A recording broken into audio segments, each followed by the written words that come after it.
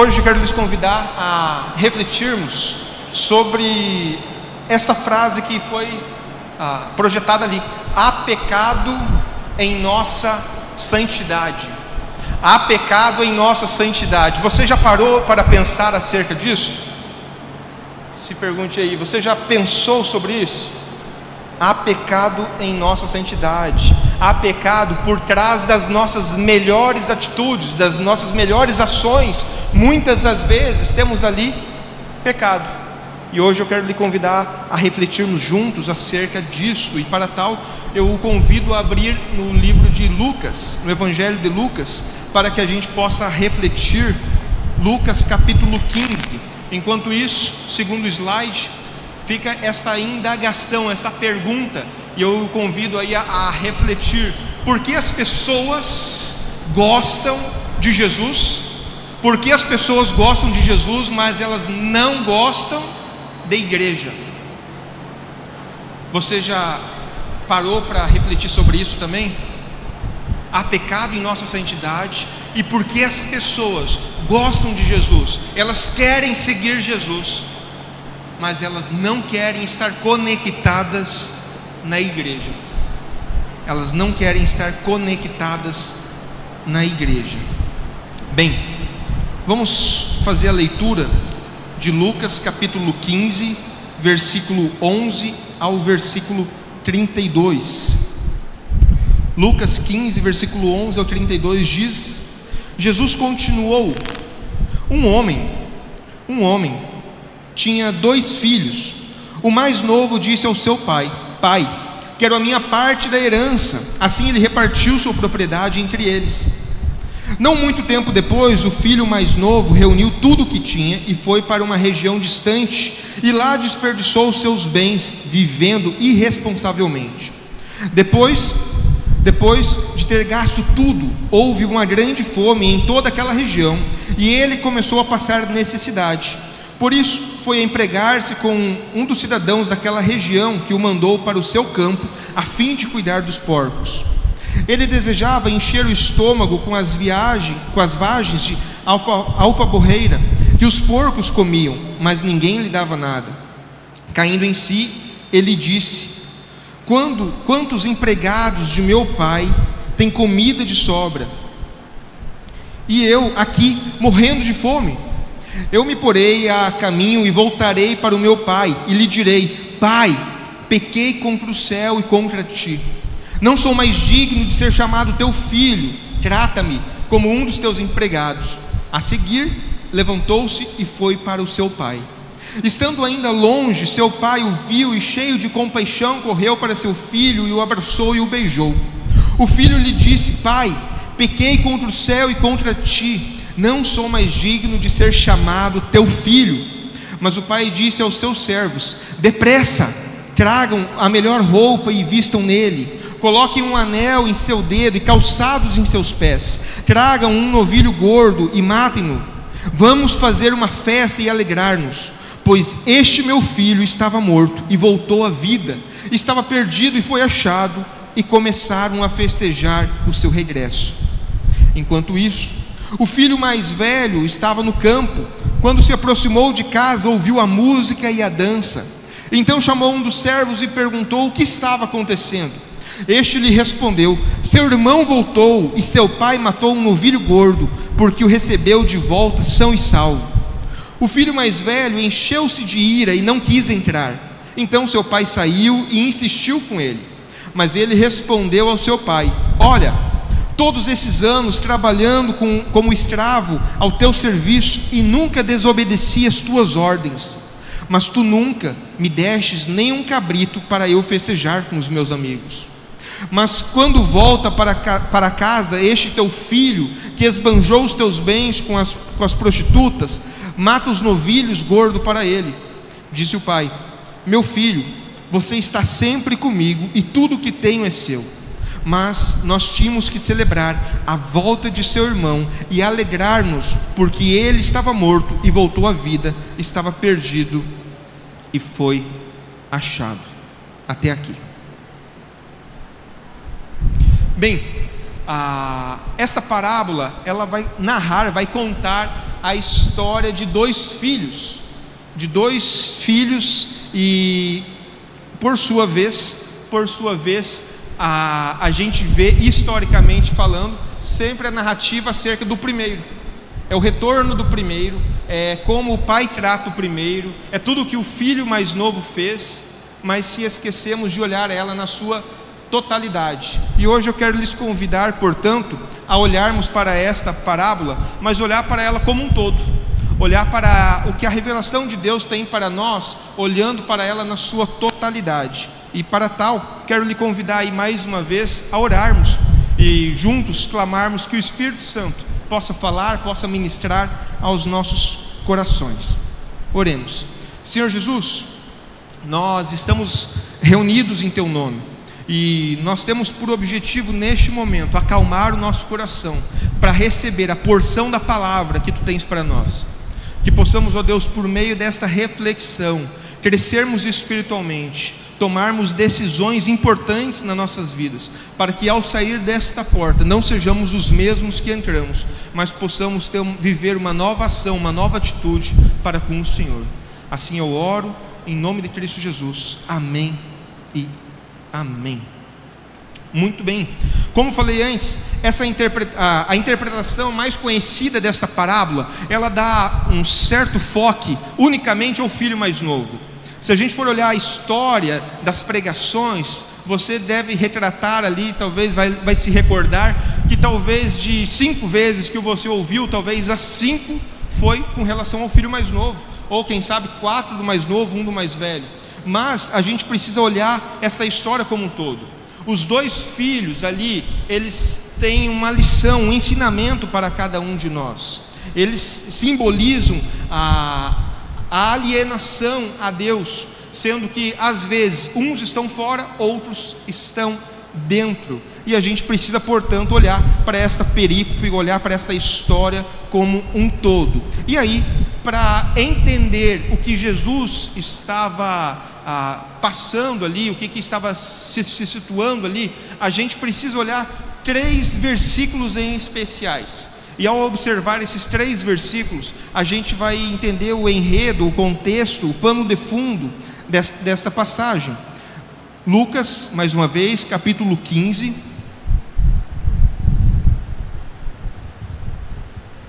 Lucas, capítulo 15, versículo 1 ao 3. O versículo 1 ao 3 vai dizer o seguinte: todos os publicanos e pecadores estavam se reunindo para ouvi-lo, mas os fariseus e os mestres da lei criticavam: este homem recebe pecadores e come com eles.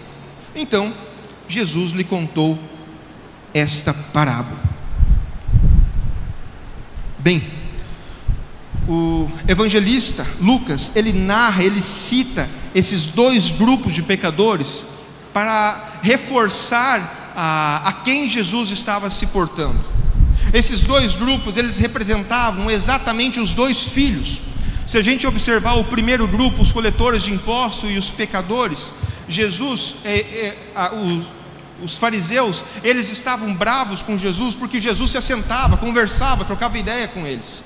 E aí, eles estavam bravos porque esse grupo, eles não seguiam os princípios dos judeus. Eles não guardavam o sábado, eles não guardavam muitos dos princípios dos judeus, eles não guardavam muitos dos mandamentos, e por sua vez isso gerava uma certa ira, gerava um certo ressentimento por parte ali dos fariseus. Ou seja, aqueles homens, coletores de impostos, pecadores, eles não obedeciam, eles não guardavam os costumes, os usos e costumes dos judeus, e isso incomodava, perturbava os fariseus.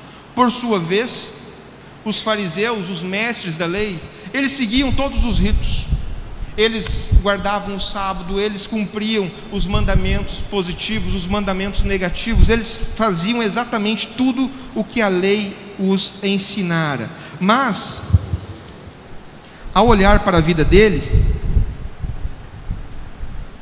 eu tenho que cuidar que senão voa tudo aqui agora.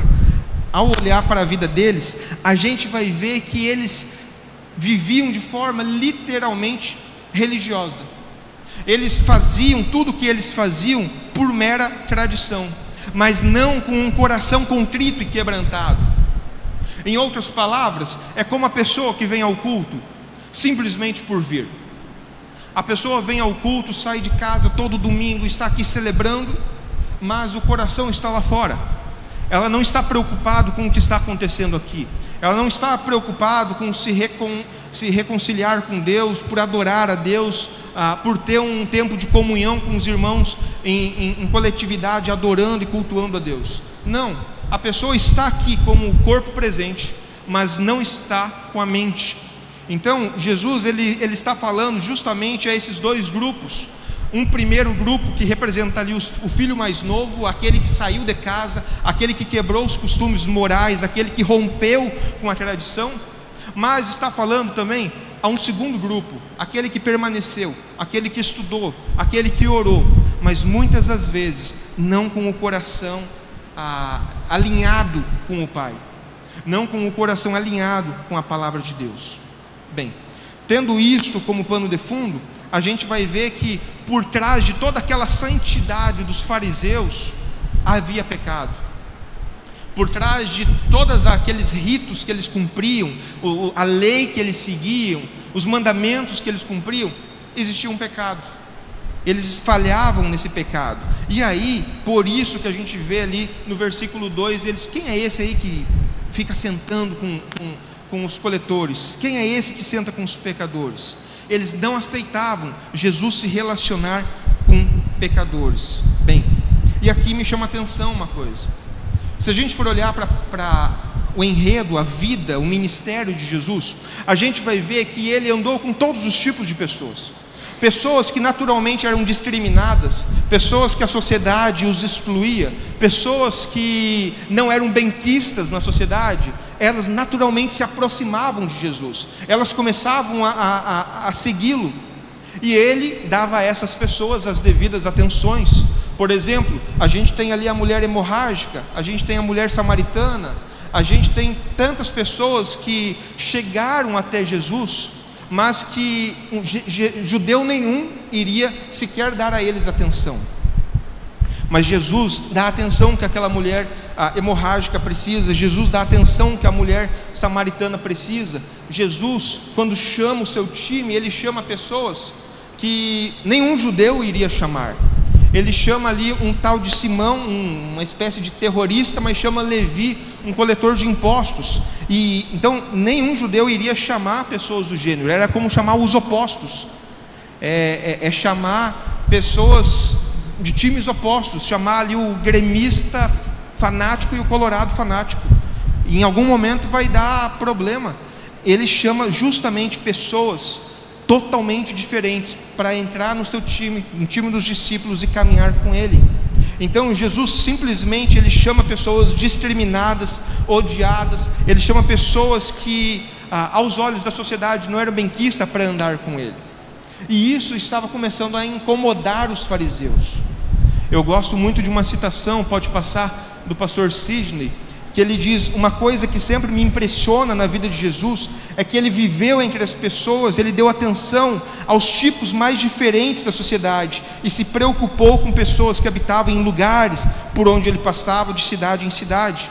Ele passava por localidades que judeu algum iria passar, porque ele tinha naqueles lugares muitas das vezes um encontro marcado com alguém, para que aquela pessoa pudesse conhecê-lo, pudesse se quebrantar, pudesse vir a conhecer a salvação.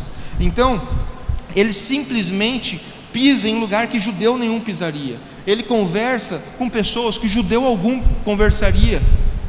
Ele dá atenção a pessoas que jamais seriam que jamais um judeu iria anunciar a salvação a eles. Bem, este é o ponto de vista do pastor Sidney. É a forma como ele observa o lado bonito de Jesus, o lado como eu e vocês olhamos para Jesus, dando atenção a essas pessoas. O problema é que o fariseu, ele não olhava com essa ótica. O fariseu, ele olhava, tal qual o versículo 2, se você quiser olhar ali mais uma vez, ele olhava: quem é este homem que está sentando com pecadores? Quem é este homem que está andando aí com a mulher hemorrágica? Quem é esse homem que está conversando com a mulher samaritana? Quem é esse homem que chama um coletor de impostos? O judeu tinha pavor do coletor de impostos, porque ele era uma espécie de traidor, ele estava a serviço de Roma, coletando os impostos. Então o judeu tinha pavor deles. E Jesus vai lá e anda com essas pessoas, chama elas para o seu time. E isso estava perturbando, incomodando justamente o judeu, o fariseu e tudo mais. Então, a indagação por trás do versículo 2, este homem recebe pecadores e come com eles, era exatamente a seguinte: como Jesus se atreve a interagir com pecadores? Como Jesus se atreve a interagir com eles?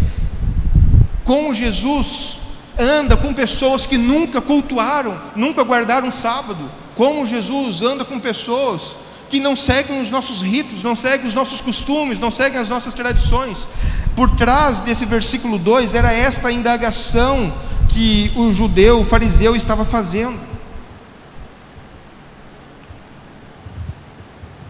Bem, mais uma vez falando, a gente aprendeu ao longo das eras, a gente praticamente, quando vai ler um livro, só vê falar do filho mais novo. Quando vai ver pregações, só se vê falar do filho mais novo. E é muito lindo a gente olhar a pregação do filho que sai de casa, do filho que quebra todos os costumes, do filho que cai na vida, tropeça, dá tudo errado e de repente ele decide voltar para casa e o pai o acolhe e o recebe. É lindo ver esse amor do pai incondicional. É lindo. E graças a Deus, esse amor um dia nos alcançou. Graças a Deus, esse amor um dia foi para conosco também. O problema é que a gente acaba muitas das vezes esquecendo que essa história ela foi dirigida para aqueles que estavam dentro de casa. E aqui, meu irmão e minha irmã, o que me chama a atenção é o seguinte: os primeiros ouvintes, aqueles homens ali, os fariseus, não tenham dúvidas que eles não choraram quando eles viram o amor incondicional dessa parábola pelo filho mais novo. Quando eles ouviram falar que o filho mais novo voltou e que o pai o reconciliou, aqueles fariseus, eles não conseguiram entender isso. Na realidade, o que aconteceu aqui foi que eles ficaram profundamente ofendidos. Aqueles homens, eles ficaram profundamente ofendidos com a parábola de Jesus, pois eles começaram a identificar algumas coisas, e a identificar que Jesus estava falando que a forma como eles estavam vivendo não era correta. Eles se identificaram como o filho mais velho da parábola. Eles começaram a ver que por trás de toda a religiosidade deles, eles estavam vivendo em pecado. Era isso que Jesus estava querendo anunciar a eles. Bem, isso me chama a atenção. Essa parábola, portanto, ela não é do amor incondicional ao filho que se perdeu, mas essa parábola, ela é de dois filhos que estavam completamente perdidos. Dois filhos que se perderam. Ambos estavam cegos, ambos encobertos pelo pecado, ambos encobertos, longe da vontade de Deus. Bem, por meio dessa parábola, Jesus apresenta para mim e para você um conceito muito mais amplo de pecado. Por exemplo, qual é o nosso conceito básico de pecado? Errar o alvo, é não cumprir a vontade de Deus. Esse é o nosso conceito básico. Mas Jesus está nessa parábola falando o seguinte: olha, é muito além do que errar o alvo da vontade de Deus. Pecar é muito além do que fazer o que é errado. Tu pode estar fazendo tudo certo,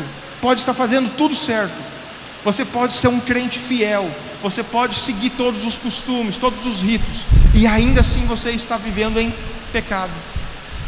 Ele está dizendo aos fariseus, então, portanto, que a forma como eles viviam não estava agradando ao Pai. Eles oravam de forma legalista, eles estudavam de forma legalista. Em outras palavras, eles estudavam para apontar o dedo de quem caminhava diferente deles. Então, eles simplesmente estavam vivendo em pecado. Então, quando a gente pensa em pecado, a gente precisa olhar agora à luz dessa parábola e ver que mesmo uma pessoa que faz tudo certo, ela ainda pode estar caindo em pecado. Bem, como cristãos, a gente precisa abrir os olhos para, por trás das nossas ações, se elas estão sendo feitas para honrar, para glorificar ao Pai, ou se elas estão sendo feitas unicamente para mostrar ao outro o quanto eu sou santo, o quanto eu guardo os valores do reino, e por aí vai. Eu gosto muito de uma citação, pode passar, de Spurgeon. Spurgeon, né, o príncipe dos pregadores, certa vez ele disse o seguinte: há pecado em nossa santidade, há incredulidade em nossa fé, há ódio em nosso próprio amor. Há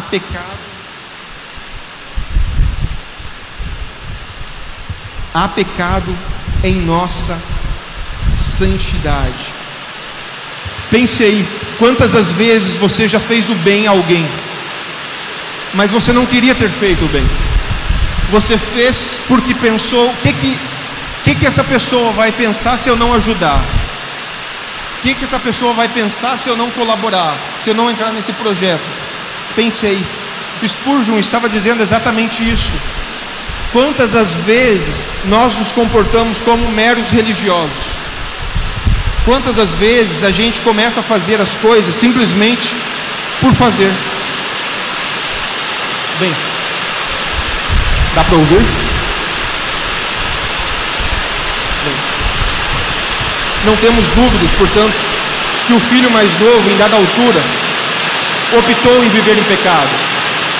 O filho mais novo, ele optou sair de casa, ele optou viver em pecado, ele optou fazer tudo o que era depravado aos olhos de Deus. Todavia, o filho que permaneceu, ele estava tão perdido quanto. Quer ver um lugar onde isso revela? Versículo 27.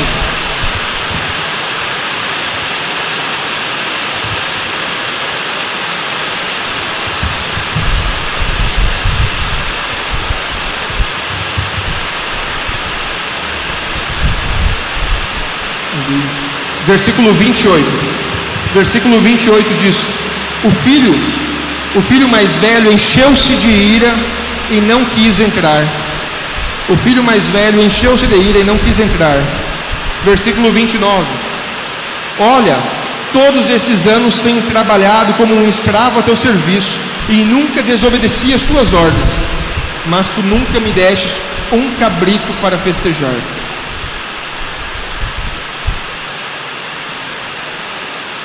O filho mais novo, está claro, a narrativa, a parábola narra que ele tomou uma decisão de sair ao mundo afora, pecar e viver na depravação.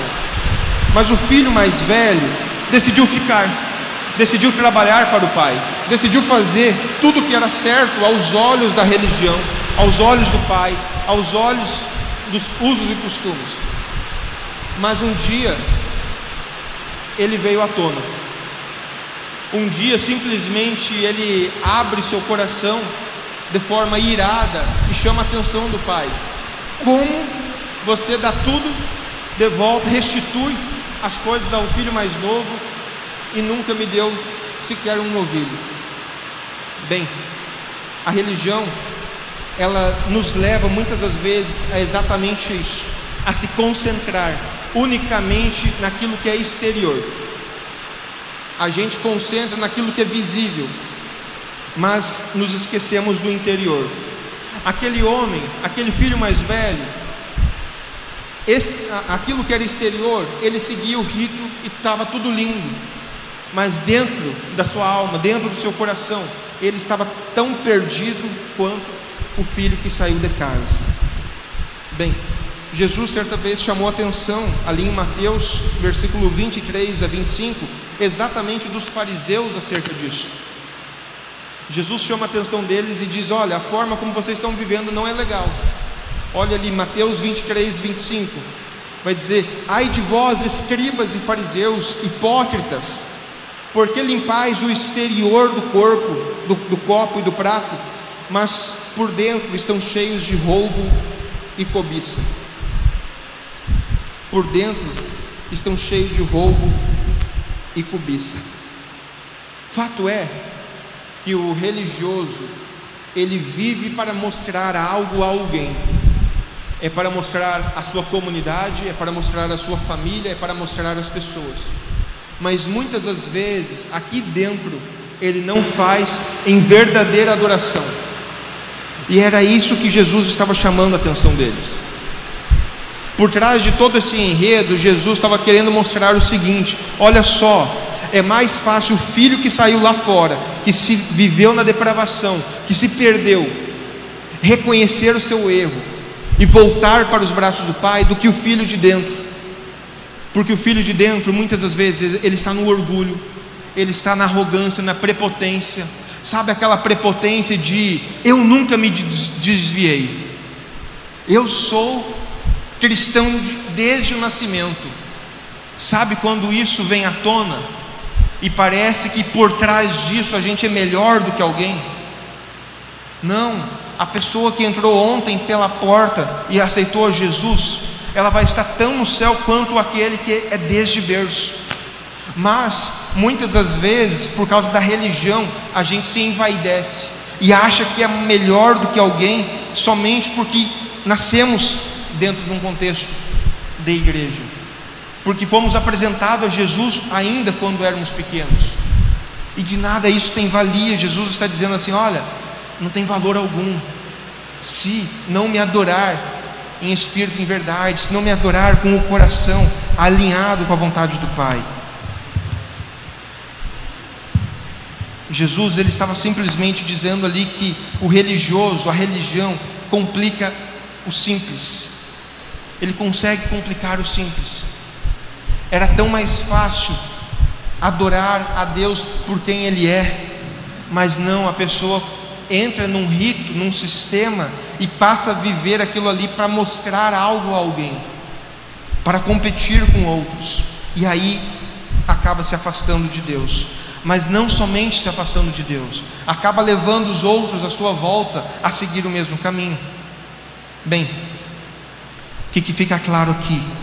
Hoje, mais do que nunca, a gente tem visto muito por aí essa religião sendo pregada, essa religião do exterior, essa religião legalista, essa religião porque você tem que obedecer, obedecer, obedecer.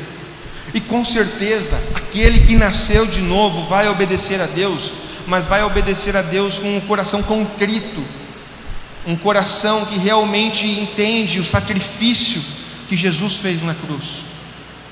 Mas não vai estar na casa de Deus simplesmente por mera vaidade, para, opa, o pessoal viu, bati o crachá hoje, está tudo certo.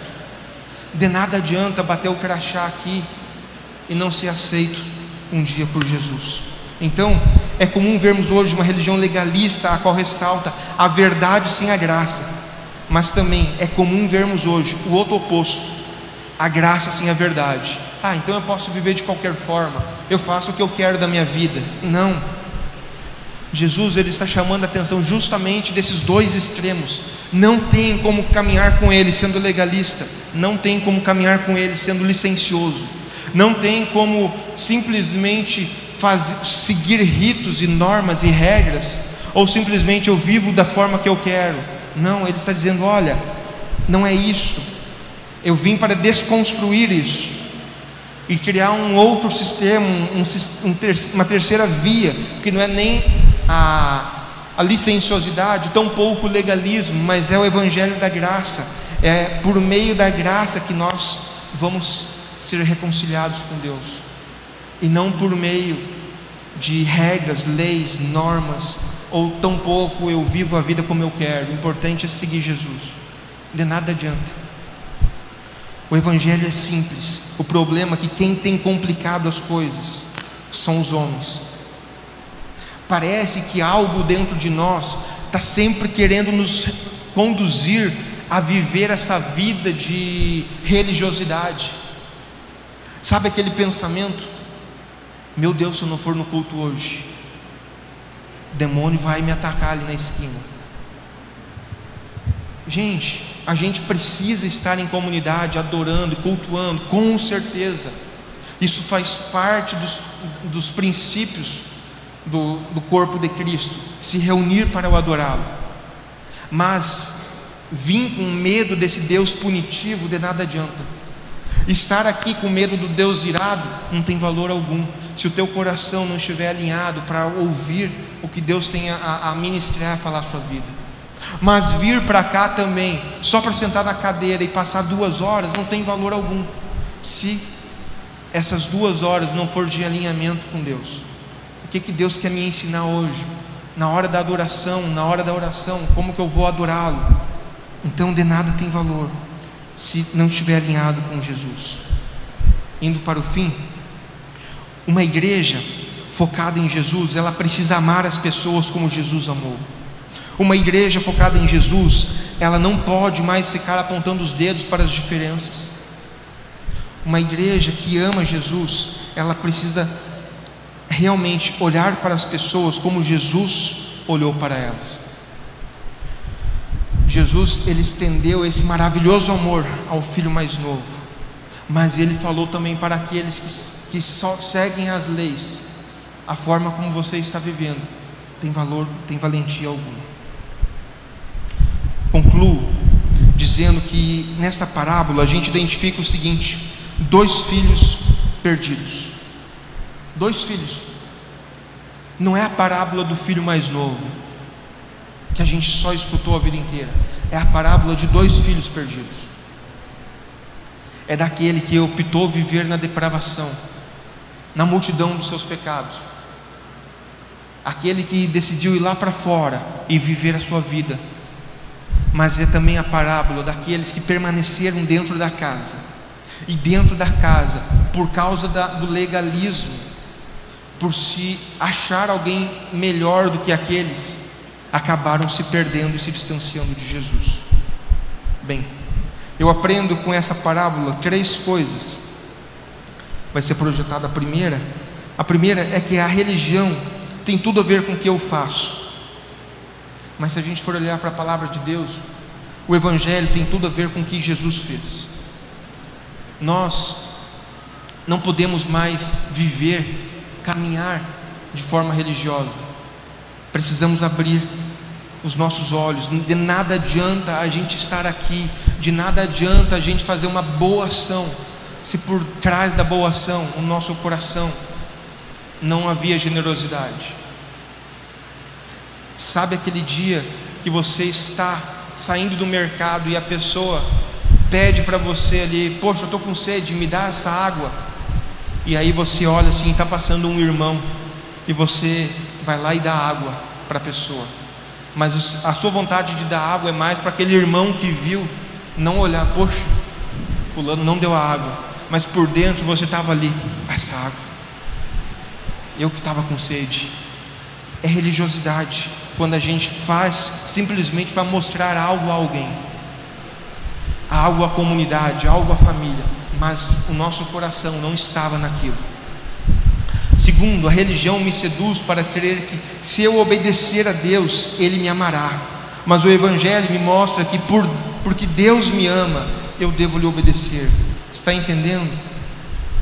Nós não devemos obedecer a Deus porque temos medo de um Deus punitivo. Se eu faltar ao culto, meu Deus, não irei ser bem sucedido no trabalho, essa semana vai dar tudo errado, vou sair daqui e vai dar problema em casa.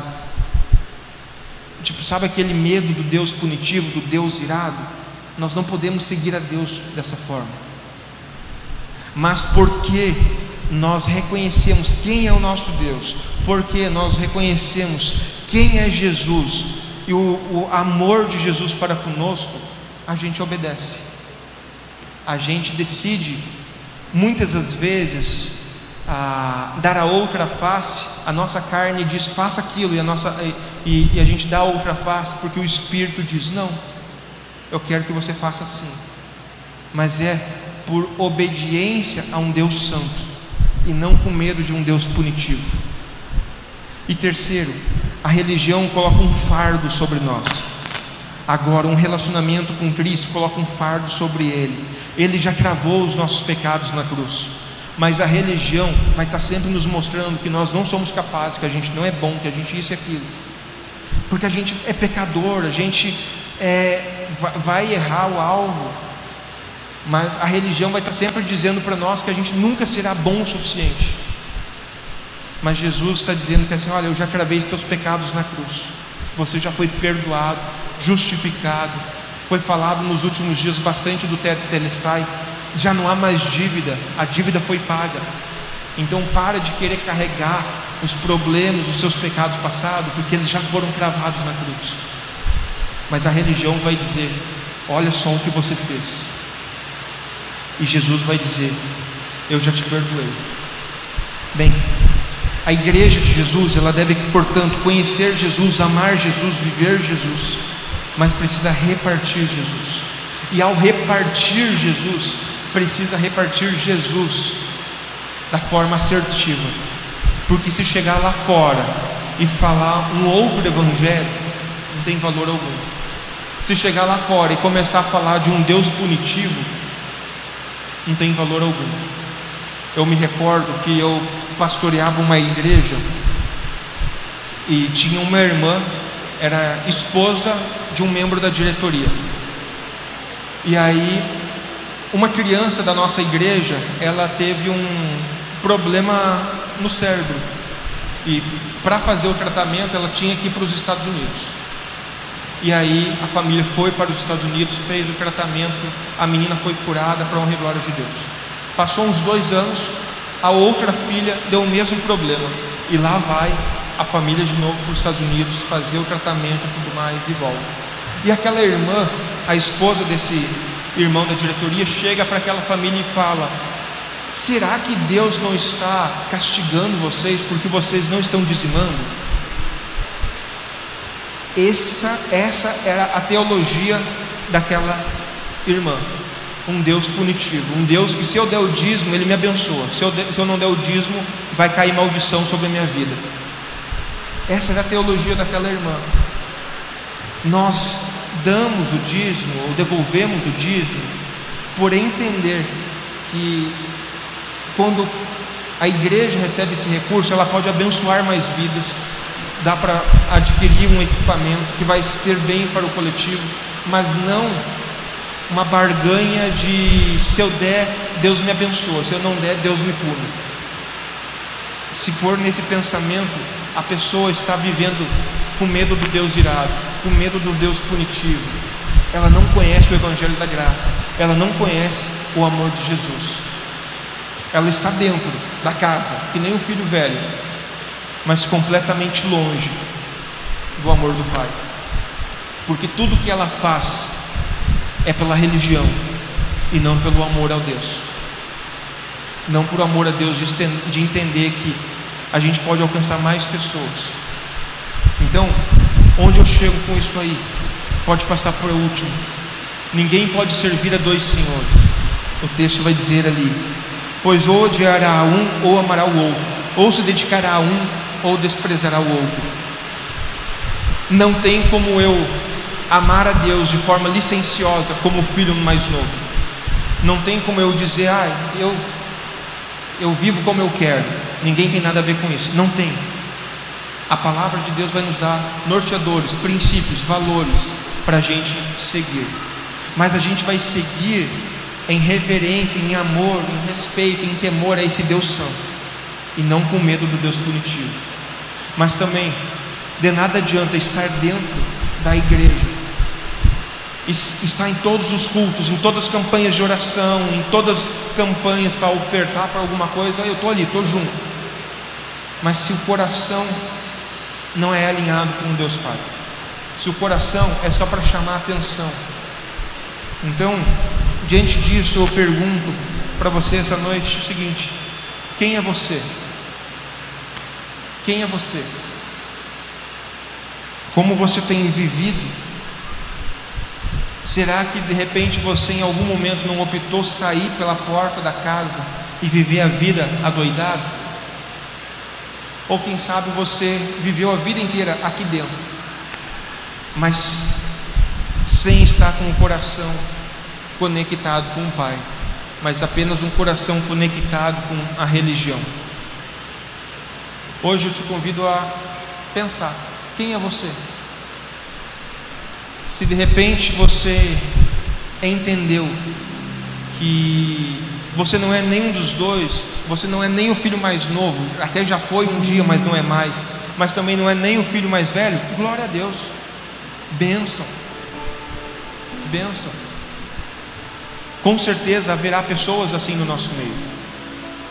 Mas se de repente você é um daqueles que disse: olha, eu vivo a vida que eu quero, hoje é o seu dia de se arrepender. Se de repente você é um daqueles que permaneceu e fez todos os usos e costumes, seguiu o rito, mas o coração não era em obediência a Deus por Ele ser santo, mas em obediência ao Deus punitivo, de repente hoje é o dia de você dizer: olha Deus, eu te adorei a vida inteira da forma errada, eu te adorei a vida inteira com medo do seu castigo, mas a partir de hoje eu quero te adorar porque Tu és um Deus santo, Tu és um Deus amoroso. Eu quero te convidar neste momento, fique de pé e faça a sua oração. Há 3 possibilidades: o filho mais novo, o filho mais velho, ou quem sabe, hoje você já não é mais nenhum e nem outro. E que bom que nós possamos seguir o caminho do meio, o caminho de Jesus.